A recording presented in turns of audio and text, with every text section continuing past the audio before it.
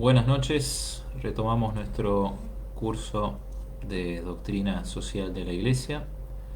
El tema del que vamos a hablar hoy va a ser la libertad y la responsabilidad.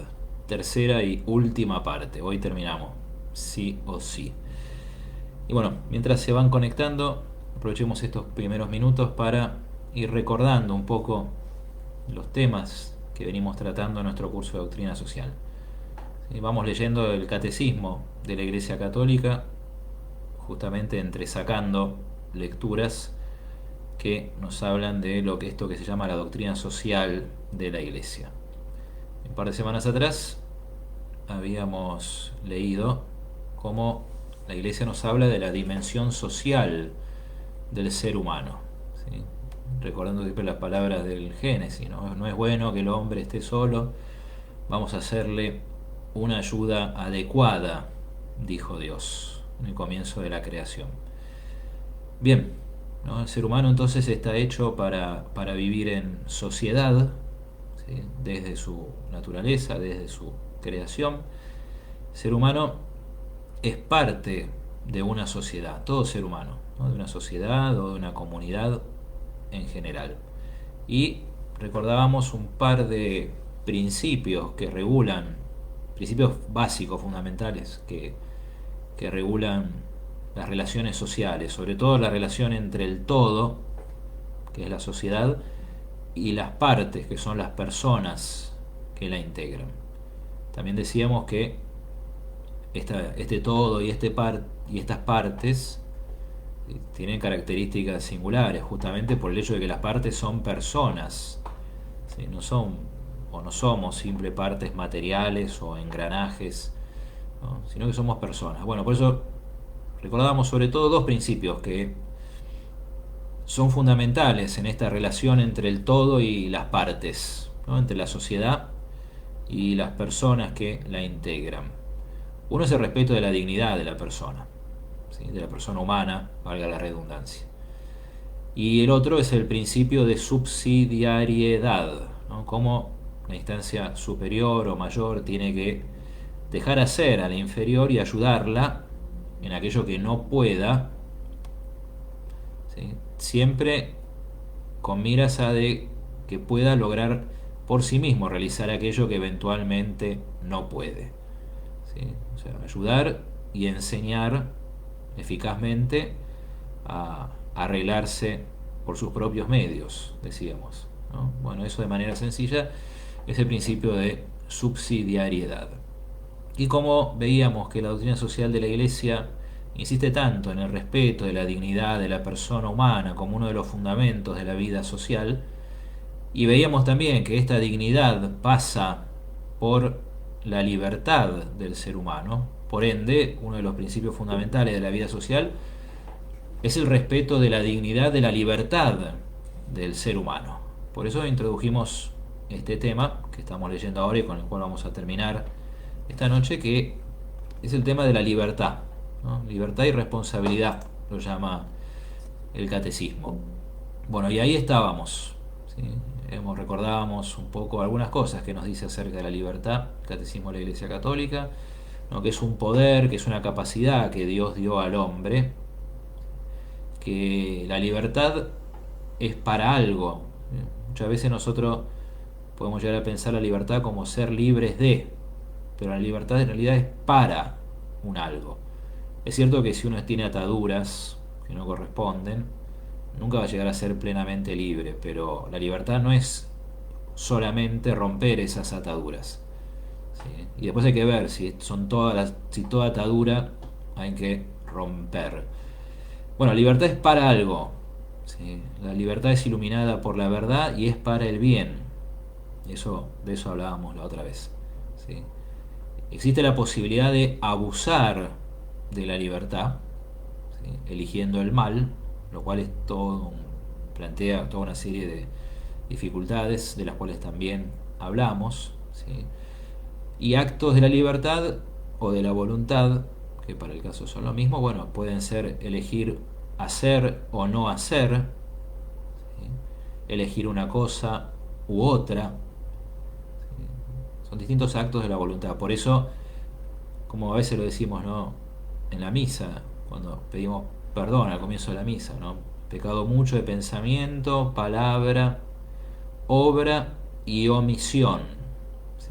La libertad se juega en el obrar y también en el omitir. Por eso puede haber actos voluntarios cuando uno quiere hacer algo, o también puede ser voluntario cuando uno no quiere hacer algo.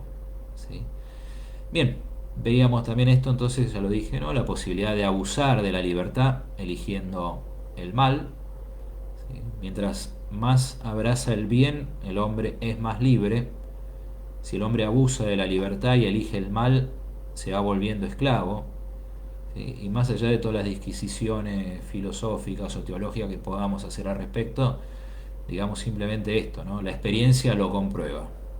Elegimos el mal y nos hacemos esclavos de aquello que elegimos. Elegimos el bien y ahí es cuando auténticamente nos liberamos. El bien nos eleva, el mal nos abaja, ¿sí? Nos esclaviza, nos ensucia. Y habíamos visto también que el catecismo recuerda una distinción entre lo que puede ser voluntario de manera directa y lo que puede ser voluntario de manera indirecta. ¿Sí? Voluntario es aquello de manera directa, son aquellas cosas que hago porque quiero, digámoslo así. ¿Sí? Voluntario de manera indirecta, o a veces se lo puede llamar también en causa, ¿sí? Son cosas que tal vez no hayan sido queridas por mí, pero para las cuales yo puse la causa para que se den. Un ejemplo clásico de esto es el que agarra un auto y se pone a manejar sin estar en condiciones de hacerlo y atropella y lastima o mata a alguien. ¿No? Ciertamente que esa persona, cuando se subió al auto, en este caso no se subió con la intención de matar a alguien. ¿Sí? No, su intención, su querer no apuntaba a eso. Pero bueno, al ser negligente y al omitir las precauciones que tenía que hacer, puso las causas, porque es muy probable que si yo me subo a manejar un auto o borracho o drogado, es muy probable que se produzca un accidente. ¿Sí? Casi que ya no es un accidente, casi que hay una conexión necesaria, y accidente sería que no suceda el accidente, valga la redundancia, si se entiende bien. Entonces, eso, lastimar a una persona en esas circunstancias, también es voluntario, de manera indirecta. Si bien yo no quiero lastimar o no quería lastimar a la persona, pero puse las causas, yo las puse, por acción o por omisión, para que eso se dé. Bueno, hasta ahí habíamos llegado. Y desde ahí vamos a retomar. Como hacemos siempre, primero vamos a rezar, le vamos a pedir a la Virgen, a la esclava del Señor, que nos ayude, nos guíe por el camino de la auténtica libertad. ¿Sí? Vamos a introducirnos con algún texto de la Sagrada Escritura, vamos a hacer nuestra lectura del Catecismo y después vamos a dejar la última parte de este rato que compartimos para que ustedes puedan, ¿sí?, también compartir en esta transmisión sus preguntas o comentarios o reflexiones que vayan surgiendo a partir de esta lectura que hacemos. Bien, entonces, recemos para empezar.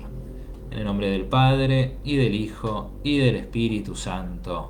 Amén. Dios te salve María, llena eres de gracia, el Señor es contigo. Bendita tú eres entre todas las mujeres, y bendito es el fruto de tu vientre Jesús.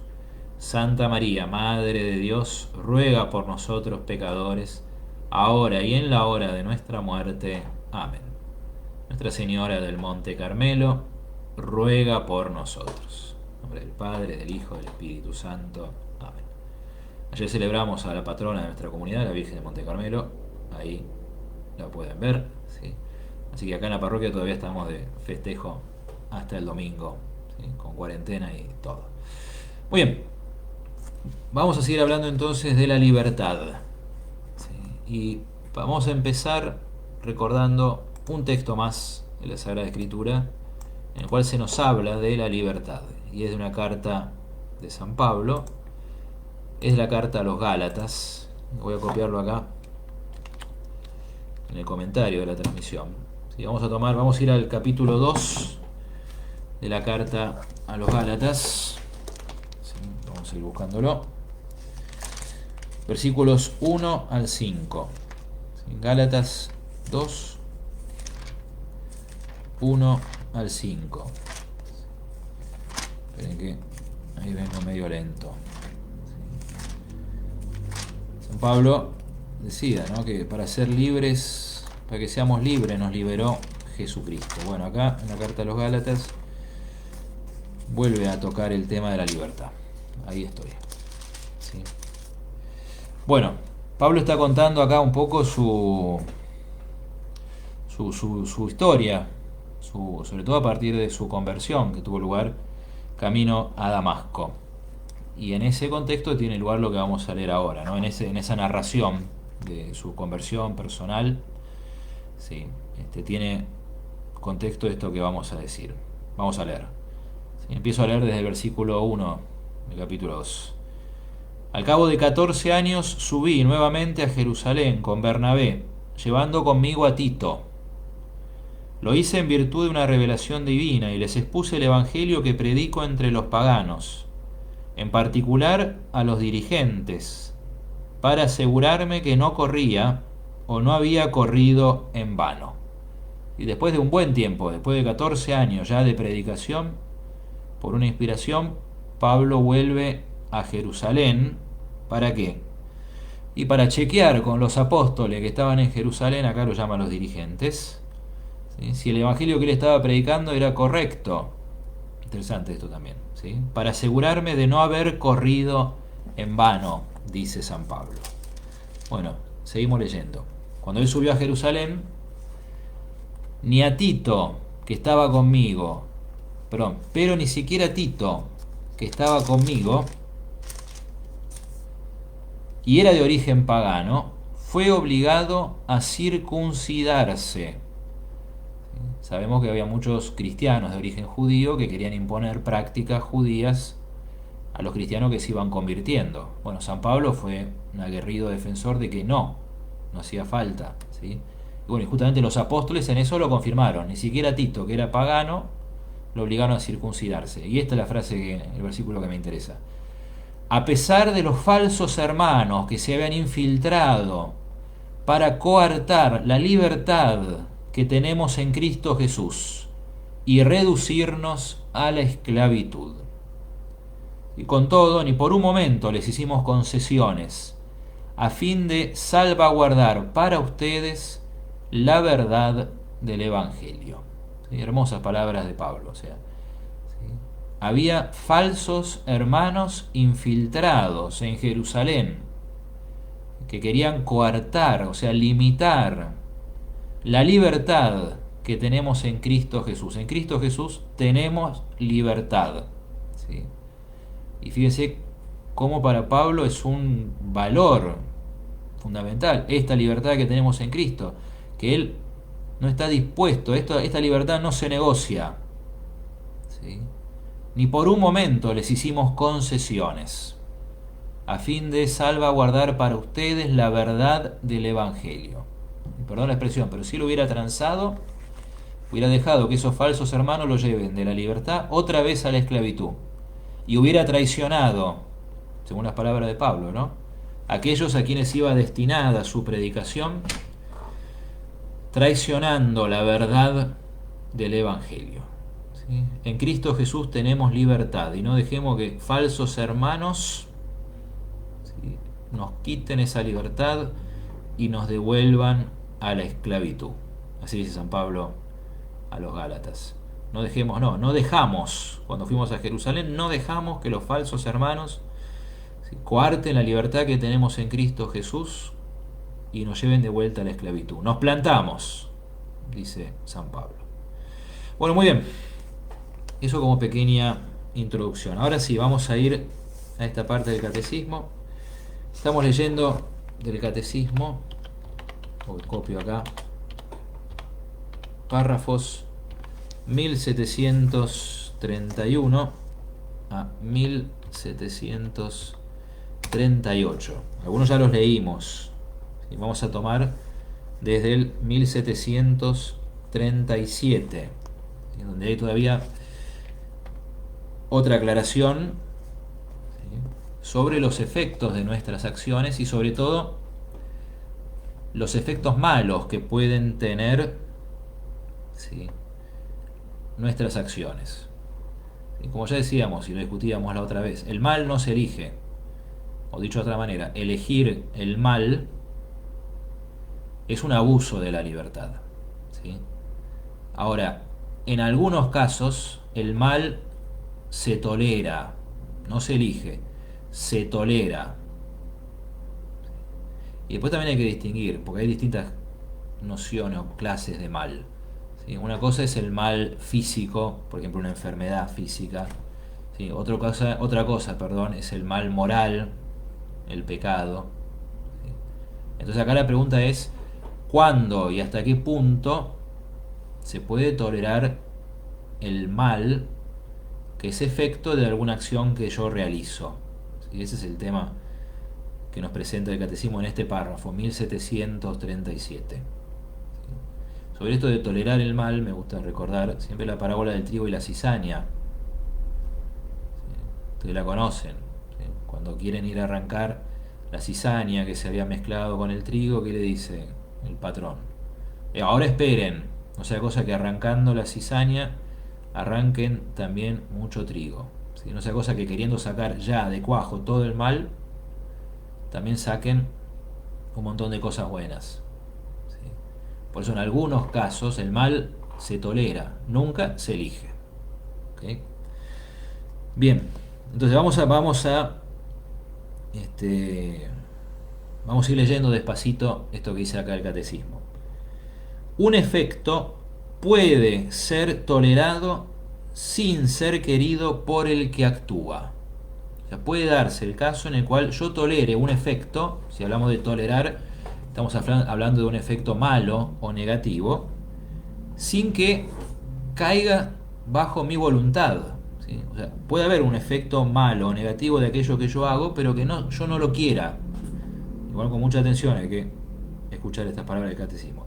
¿Sí? Y pone un ejemplo. El agotamiento de una madre a la cabecera de su hijo enfermo. ¿Sí? La madre acompaña al hijo enfermo, se agota, se cansa muchísimo. ¿Sí? ¿Está bien que la madre se agote? No, está mal. Eso es un mal físico, pero es un mal, no deja de ser un mal. ¿Sí? Que la madre comprometa su propia salud. ¿Sí? Bueno, no es que la madre quiere agotarse. Eso también sería ridículo. El mal no se elige. ¿Sí? Pero pensando en el bien del hijo, tolera este desmedro de su propio bien físico. Y bueno, este es un ejemplo de cuando a veces un efecto negativo puede ser tolerado, ¿sí?, y va más allá de lo que uno realmente quiere, no cae bajo nuestra voluntad. ¿Sí? A este respecto, es muy interesante lo que dice Santo Tomás de Aquino en la Suma Teológica acerca del orden de la caridad. ¿Sí? O sea, ¿a qué darle prioridad? ¿Al bien propio o al bien del prójimo? ¿Sí? Y bueno, Santo Tomás distingue que hay dos clases de bienes en ese caso. ¿Sí? El bien físico y el bien espiritual. ¿Sí? Entonces, a igualdad de condiciones, ¿sí?, yo tengo que salvaguardar mi bien espiritual. ¿Sí? ¿De qué le sirve al hombre ganar el mundo si pierde el alma? ¿Sí? Aun cuando esté en juego el bien espiritual del prójimo. ¿Sí? Y ni hablar cuando está en juego el bien físico. ¿Sí? O sea, nada justifica poner en riesgo mi bien espiritual. O sea, nada justifica pecar. ¿Sí? Pero si yo, por el bien espiritual del prójimo, en algún caso tengo que sacrificar mi bien espiritual, mi bien corporal, perdón, mi bien corporal por el bien espiritual del prójimo, y bueno, eso sí se justifica. ¿Sí? Y quedaría para pensar, y habría que revisar ahora qué es lo que dice San Tomás, qué hacer en el caso de que lo que está en juego es el bien material o físico de mi prójimo, ¿sí?, en relación a mi propio bien físico o material. ¿Sí? Bien, Sigo leyendo lo que dice el catecismo. El efecto malo no es imputable si no ha sido querido ni como fin ni como medio de la acción. Y ahora va a venir otro ejemplo. ¿Sí? Otra vez, el mal se tolera, el mal no se elige. ¿Sí? Y acá atrás de esto hay otra idea muy importante, que el fin no justifica los medios. ¿Sí? Lo que es malo. Entonces lo que es malo en sí mismo nunca puede ser un medio para alcanzar un fin. ¿Sí? Porque la elección recae tanto sobre el fin como sobre los medios. ¿Sí? Fíjense, acá nos pone un ejemplo, ¿sí? este, que se relaciona con lo que justo estaba diciendo yo recién nomás. ¿Sí? ¿Qué pasa con la muerte acontecida al auxiliar a una persona en peligro? ¿Sí? O sea, uno que se muere por salvar a otro que se está muriendo. ¿Sí? Encima un ejemplo tan actual. Bueno, no es que uno quiere morirse. ¿Sí? Me tiro al agua para rescatar a alguien que se está ahogando. Justo en estos días, ¿no? Médicos, enfermeros que ayudan a los enfermos. Y bueno, están poniendo, tolerando el mal físico personal por el bien físico del otro. ¿Sí? No lo quieren, no quieren enfermarse, no quieren morir, ¿sí? Pero por servir al prójimo, ¿sí? Están dispuestos a tolerar ese mal. Y esto de alguna manera responde a lo que yo planteaba recién. Para que el efecto malo sea imputable, es preciso que sea previsible y que el que actúa tenga la posibilidad de evitarlo. Y acá vuelve el ejemplo que yo le decía al principio. ¿Sí? En el caso de un homicidio cometido por un conductor en estado de embriaguez. Porque pueden darse efectos malos de mis acciones que se dan realmente de casualidad. Pongámoslo así, para que sea un ejemplo más extremo y para que se entienda bien. Que no hay conexión entre lo que yo hice y lo que pasó. O si la hay, cuáles son las probabilidades. 1 en 1.000.000 y justo pasó. Justo. ¿Sí? Bueno, en ese caso no. Pero si ese efecto era previsible y evitable, ¿sí? Y yo no lo hice, soy responsable de eso. Porque hasta ahí llega mi libertad, hasta ahí llega mi elección o el abuso de mi libertad. ¿Sí? Es muy previsible y es totalmente evitable. ¿Sí? O sea, perdón, lo digo de vuelta. ¿Sí? Es muy previsible que si yo agarro un auto en estado de embriaguez, provoque una desgracia. Y es totalmente evitable. ¿Sí? Nadie me obliga a subirme a un auto en estado de embriaguez. Bien. Bueno, y último párrafo de esta parte del catecismo que vamos a leer es el párrafo 1738, que un poco cierra esta parte del catecismo y lo relaciona con lo que veníamos leyendo de la doctrina social de la Iglesia. ¿Sí? Cómo es fundamental que en toda sociedad se respete la libertad de la persona, porque la libertad es esencial a la dignidad de la persona humana. ¿Sí? Leo el párrafo 1738. La libertad se ejercita en las relaciones entre los seres humanos. Toda persona humana creada a imagen de Dios tiene el derecho natural de ser reconocida como un ser libre y responsable. Es un derecho humano, un derecho natural, que me reconozcan como un ser libre y responsable. Todo hombre debe prestar a cada cual el respeto al que éste tiene derecho. O sea, yo tengo derecho a que se respete mi libertad, ¿sí? Pero al mismo tiempo tengo que respetar el derecho del prójimo. Y acá viene una afirmación muy importante sobre la que vamos a volver un poquitito. El derecho al ejercicio de la libertad es una exigencia inseparable de la dignidad de la persona humana, especialmente en materia moral y religiosa. Lo leo de vuelta. ¿Sí? El derecho al ejercicio de la libertad es una exigencia inseparable de la dignidad de la persona humana, especialmente en materia moral y religiosa. O sea que a donde se coarta la libertad, como dice San Pablo, ¿sí? Se está violando gravemente un derecho humano, se está violando la dignidad de la persona humana. ¿Sí? Y más aún, dice el catecismo, este derecho debe ser reconocido y protegido civilmente dentro de los límites del bien común y del orden público. O sea que la sociedad civil tiene que reconocer y proteger el derecho al ejercicio de la libertad. Hay límites. Ahora no nos va a quedar más tiempo para seguir filosofando, pero si ustedes quieren, en las preguntas pueden sacar el tema, ¿sí? Pero la libertad tiene límites, justamente. La libertad tiene sus límites. Y acá, el catecismo, siguiendo la doctrina de la Iglesia, señala dos límites a la libertad personal. Esto también es muy interesante. ¿Cuál? El bien común. Tendremos que hablar más adelante, siguiendo con la doctrina social de la Iglesia, ¿sí? ¿Qué es el bien común? Y pensarlo bien. Y el orden público. O sea que la libertad personal también está encuadrada dentro de los límites del bien común y del orden público. Bueno, estas dos últimas afirmaciones del catecismo, ¿no?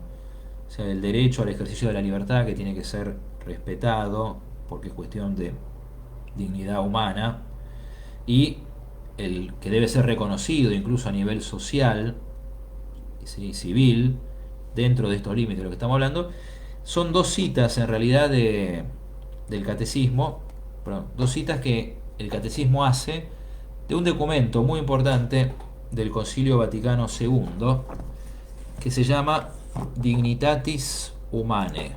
¿Sí? Acá les voy a copiar el link, que que el documento del Concilio Vaticano II sobre la libertad religiosa. No vamos a entrar ahora en cuestiones históricas, ¿sí?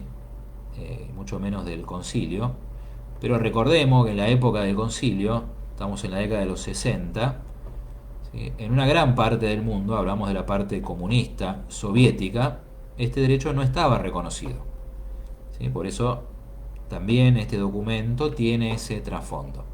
Y vamos a leer, voy a leer muy rápido, dos párrafos, ¿sí? O sea, el Catecismo de la Iglesia Católica está citando dos párrafos, ¿sí? Lo cita brevemente, yo los voy a leer acá un poco más extensamente y los copio en el comentario para que ustedes puedan seguir la lectura, ¿sí? Párrafo 2. Este concilio declara que la persona humana tiene derecho a la libertad religiosa. Esta libertad consiste en que todos los hombres han de estar inmunes de coacción. ¿Qué significa coacción? Obligación, ¿sí? Tanto por parte de individuos como de grupos sociales y de cualquier potestad humana, y esto de tal manera que en materia religiosa ni se obliga a nadie a obrar contra su conciencia, ni se le impida que actúe conforme a ella en privado y en público, solo o asociado con otros, dentro de los límites debidos. ¿Sí? En consonancia con lo que veníamos diciendo recién. ¿Sí? Toda persona tiene derecho a la libertad religiosa. A nadie se la puede obligar, ni un individuo, ni el Estado, ni un grupo social, a actuar contra conciencia, primero. ¿Sí? Es el caso del aborto y la objeción de conciencia. Por eso, no reconocer la objeción de conciencia es un atentado contra la libertad y por ende contra la dignidad humana. ¿Sí? No se puede obligar a actuar contra conciencia, ni se puede impedir actuar en público y en privado, ¿sí? En materia religiosa, dentro de los límites debidos. Sigo leyendo. Declara además el concilio que el derecho a la libertad religiosa está realmente fundado en la dignidad misma de la persona humana, tal como se la conoce por la palabra revelada de Dios y por la misma razón natural. Este derecho de la persona humana a la libertad religiosa ha de ser reconocido en el ordenamiento jurídico de la sociedad de tal manera que llegue a convertirse en un derecho civil. Fíjense lo que reclama la Iglesia, que el derecho a la libertad religiosa sea un derecho civil. Hoy se habla mucho de derechos y de antiderechos y de torcidos y demás. Sigo. Todos los hombres, conforme a su dignidad, por ser personas, es decir, dotados de razón y de voluntad libre, y enriquecidos, por tanto, con una responsabilidad personal, están impulsados por su misma naturaleza y están obligados, además, moralmente, a buscar la verdad, ¿sí? Sobre todo en lo que se refiere a la religión. Esto es una afirmación muy importante del concilio, ¿sí? Hay una obligación moral de buscar la verdad, sobre todo en lo que se refiere a la religión. Sigo leyendo. Están asimismo obligados a aceptar la verdad conocida y a disponer toda su vida según sus exigencias. O sea, hay una doble obligación moral: buscar la verdad y aceptarla una vez encontrada.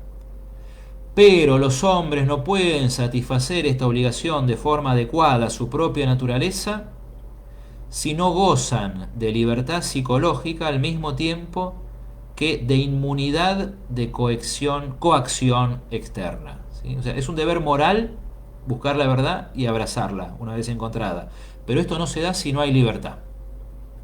Por consiguiente, termina este párrafo, el derecho a la libertad religiosa no se funda en la disposición subjetiva de la persona, sino en su misma naturaleza, ¿sí? Por lo cual el derecho a esta inmunidad permanece también en aquellos que no cumplen la obligación de buscar la verdad y de adherirse a ella, y su ejercicio, con tal de que se guarde el justo orden público, no puede ser impedido. Bueno, daría para mucho, ¿sí?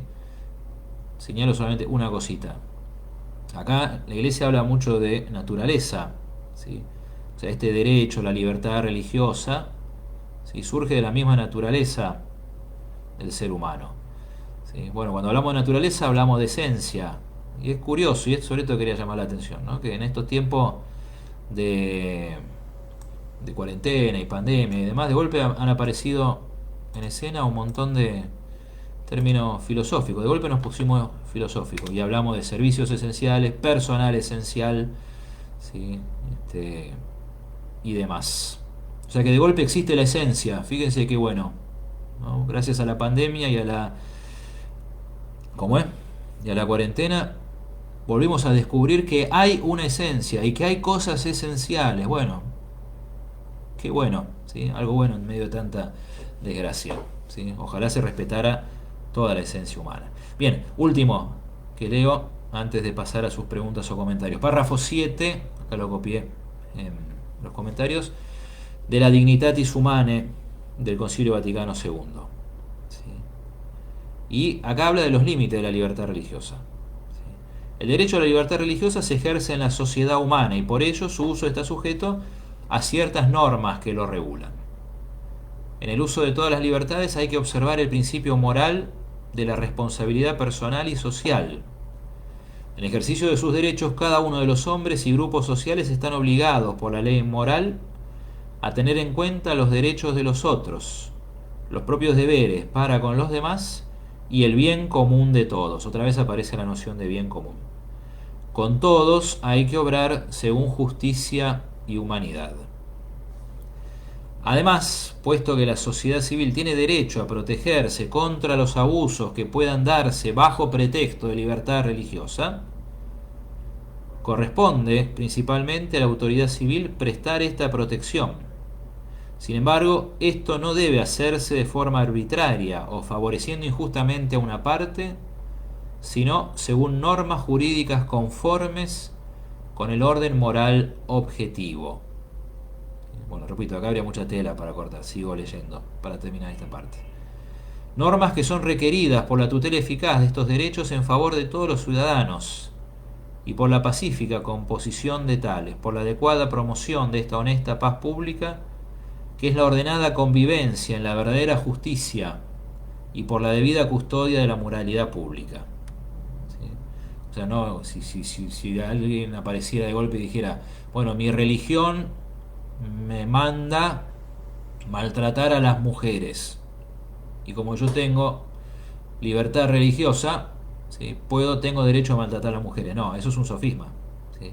Incluso ahí la sociedad civil, como eso va realmente, ¿no?, contra el derecho de otros y el bien común, ¿sí?, según normas objetivas, como dice ahí el texto, ¿sí?, tiene que intervenir para proteger esos otros derechos que son vulnerados.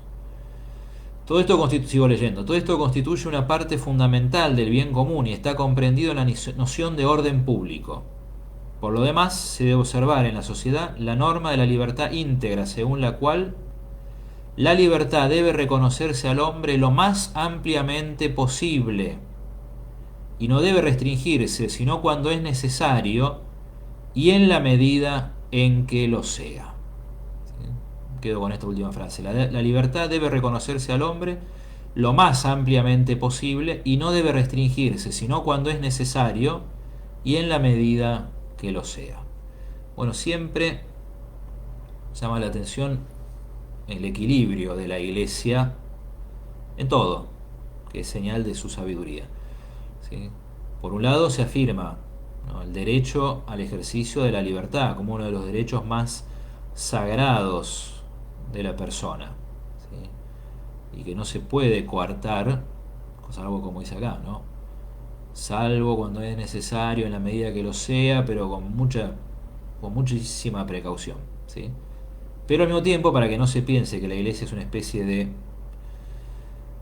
¿cómo decirlo?, liberal o neoliberal más, entre otros, también se recuerda que la libertad tiene relación trascendental con el bien y la verdad, y que la misma libertad tiene límites, ¿sí? Por eso leímos este texto de Dignitates Humanae, citado por el Concilio, ¿sí? ¿Cuáles son esos límites? Bueno, el bien común, la libertad personal o la libertad individual tiene límites, el bien común y el orden público. Así dice acá el catecismo. Muy bien, hasta acá llegamos entonces con nuestra lectura. Después en el catecismo, si ustedes ven los párrafos que siguen, sigue hablando un poco más de la libertad, ¿sí? Pero como son cuestiones más propiamente teológicas y ya nos iríamos muy por las ramas en relación a la doctrina social de la Iglesia, que también es teológica igual, ¿no? No las vamos a leer. Libertad y pecado, amenazas para la libertad, libertad y salvación, libertad y gracia. Son temas que toca el catecismo en lo que sigue. Pero bueno, sepan que si quieren están ahí y los pueden leer ustedes mismos para profundizar. Bueno, hoy se fue un poquito más larga la lectura. Ahora estamos atentos, disponibles y ansiosos a las preguntas o reflexiones que ustedes quieran compartir, ¿sí? A partir de esto que estuvimos leyendo, desde la doctrina de la Iglesia, ¿sí?, sobre la libertad y el lugar que tiene el respeto a la libertad en la vida social y el derecho a la libertad en la vida social por parte de los individuos. Muy bien, ahora sí, estamos acá disponibles para preguntas o comentarios.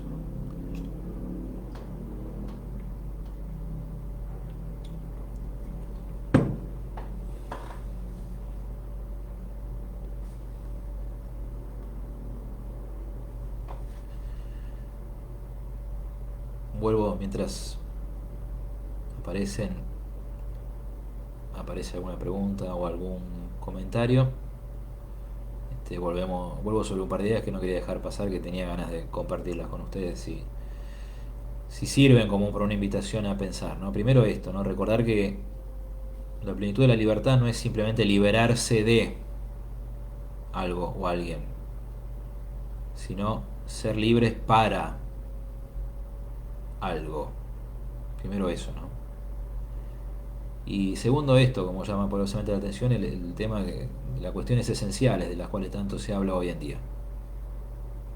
O sea que si hay productos esenciales, servicios esenciales, trabajadores esenciales, significa que hay una esencia.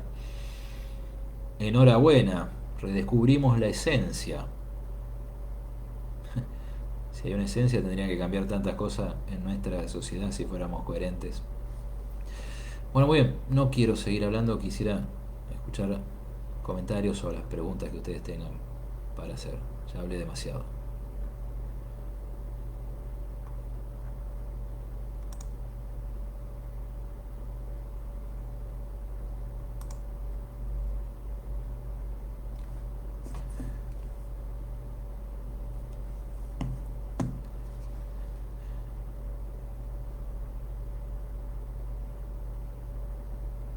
Bueno, aprovecho para decir también que como ahora va a cambiar un poco la cuarentena, el curso de doctrina social lo vamos a dejar para los viernes en este horario, de 8 a 9. ¿Sí? En estas semanas de cuarentena estricta estuvimos haciendo jueves y viernes, vamos a hacer a partir de ahora como hacíamos antes, ¿no? Solamente los viernes. Entonces, martes y miércoles catequesis sobre el credo, y los jueves, no, jueves no, perdón, dije mal, martes y viernes catequesis sobre el credo, viernes breve curso de doctrina social de la Iglesia.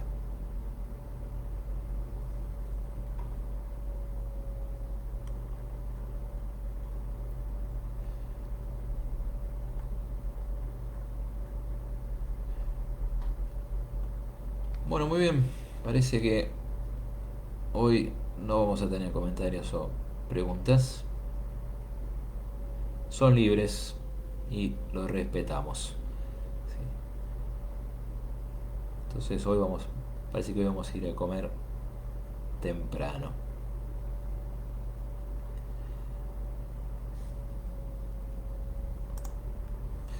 Muy bien, vamos a terminar entonces acá. Vamos a hacer una oración. Y una vez más le pedimos a la Virgen que nos ayude a ir por el camino de la auténtica libertad y que, bueno, en nuestra sociedad, allá donde cada uno de nosotros vive, se respete, como dice la Iglesia, ¿no? La dignidad de la persona y el ejercicio al derecho a la libertad. Y sobre todo en las cuestiones morales y religiosas. En nombre del Padre, y del Hijo, y del Espíritu Santo. Amén. Dios te salve María, llena eres de gracia, el Señor es contigo. Bendita tú eres entre todas las mujeres, y bendito es el fruto de tu vientre Jesús. Santa María, Madre de Dios, ruega por nosotros pecadores, ahora y en la hora de nuestra muerte. Amén. Gloria al Padre, y al Hijo, y al Espíritu Santo, como era en un principio, ahora y siempre, y por los siglos de los siglos. Amén. El Señor esté con ustedes. Que la bendición de Dios Todopoderoso, Padre, Hijo y Espíritu Santo, descienda sobre ustedes y permanezca para siempre. Amén. Muy bien, buenas noches a todos. Nos veremos la próxima si Dios quiere.